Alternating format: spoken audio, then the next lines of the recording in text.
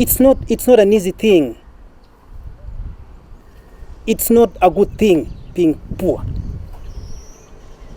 It's not a good feeling being a beggar.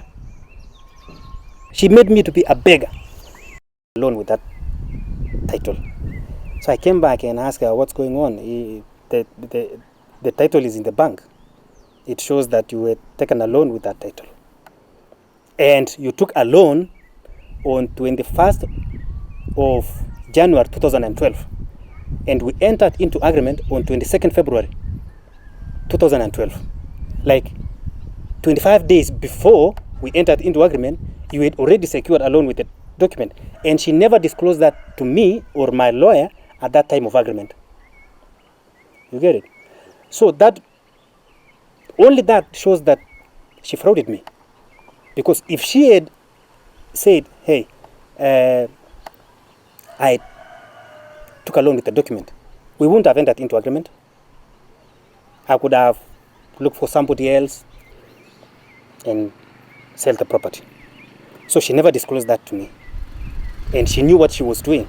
Because there's no way you're taking a loan like today and in the next 20 days you're entering into an agreement with somebody else and you're not mentioning that to him or her. It's pure fraud. So when I confronted her about the loan, she was like, no, Duncan, you know what? We had finished clearing the loan. I asked her, when? You just took the loan 25 days before we entered into agreement. When did you finish the loan? And if you had finished the loan, for you to get back your title, it will take you maximum of 21 working days you to get back your title. So what happened? It is 2015 now. You don't have a title, I don't have the title. You're in my property illegally. You frauded me off my property. She said, no, Duncan, no, there was an error with the bank, that kind of stuff. I told her, you know what I want is the title. If you get me the title, I'll leave you in peace. And at that time, she had not cleared me with the balance. So she saw that I was angry. She came with some cash just to cool me off. And she promised me that she's working on it for me to get the title. That, Duncan, don't worry, I'll get you your title. These small issues with the bank, it shouldn't, get you upset, get frustrated for no reason at all. I took her word, and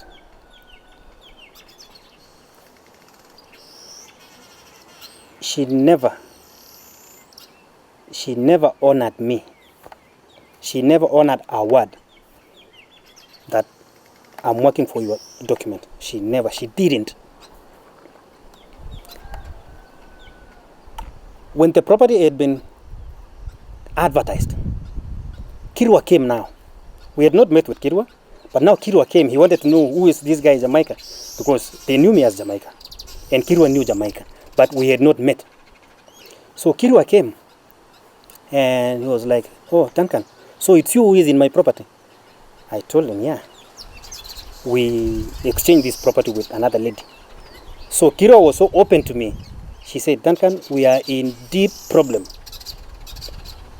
The lady frauded me of this property. Even to date, that was 2015. The lady was still owing Kirwa 2.8 million. And we've already entered into another agreement. And she had not cleared Henry the remaining balance, because she paid Kirwa, I think 1.8 million, because the property had been valued for 4 million. So the remaining money was to be cleared on a certain period of, according to the agreement, which she didn't.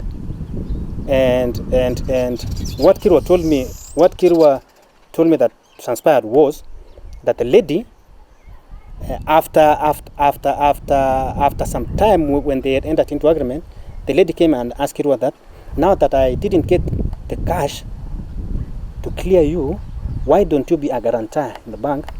I take a loan so that when I get the loan, I clear you. Kirwa was like, okay, that's fine, because bottom line is he wants the money. Kirwa agreed. So they took the loan, and she never cleared Kirwa. The same way she tricked me, because When now I was, at one point I was angry. And she was like, Duncan, now that I'm not getting enough cash to sort you out as I pursue this thing, the title, why don't you be a guarantor? I get a loan, then I clear you while I do a follow-up on your title.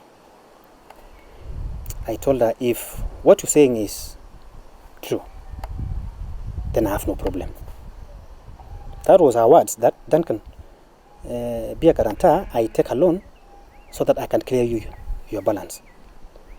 I told her, if what you're saying is true, then that's fine.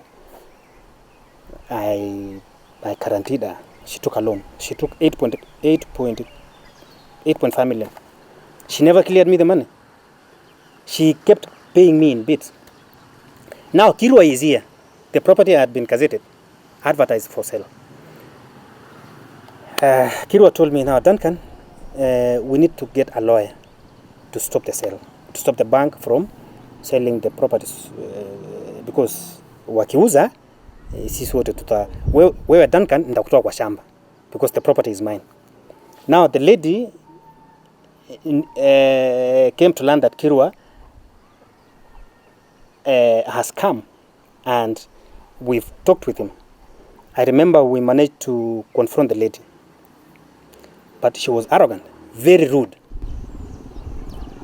I was kicked out of that property. I came home kwa mama mzazi huyu. I have nothing. She's the one helping me now. Let me be honest. After 3 times committing suicide because of my property, it's for my kids. My kids has to have a right to shelter. It's their property. It's where these guys will bury me. I won't be buried in a cemetery somewhere else. It's where I'll be buried. Hapo ndio mimi ndazikiwa.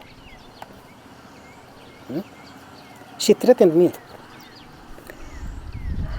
I remember I used not to sleep. I couldn't sleep. I could wake up 3 in the morning because that was the time I used to wake up for prayers. Wake up at 3 in the morning. I pray. Immediately after my prayer, hakuna usingizi. Nadondokwa na machozi. I mean, like, when I think of my property and what the lady is doing to me, nadondokwa na machozi. But because she knows that I don't have money to get wakili, because wakili wants $1.25 million, his fees, which I can't raise. I can't raise that much, that cash. Because if I had cash, hatungefikia hata 2015. Huyo mama angekuwa ametoka kwa shamba. But because she knew that I don't have money, she knew how to play her game. And she knew that I don't have money. So alikuwa anajua Jamaica hawezi fanya anything. So she's comfortably sitting in my house, knowing very well that Duncan hakuna kitu atafanya. Can you imagine? Tume-exchange na wewe property. Alafu hiyo property tume-exchange na wewe imeuzwa na mwenyewe. Sio wewe mwenye tume-exchange na wewe. Alafu uko tu comfortable unaishi kwa nyumba yangu. That's ugly. I mean,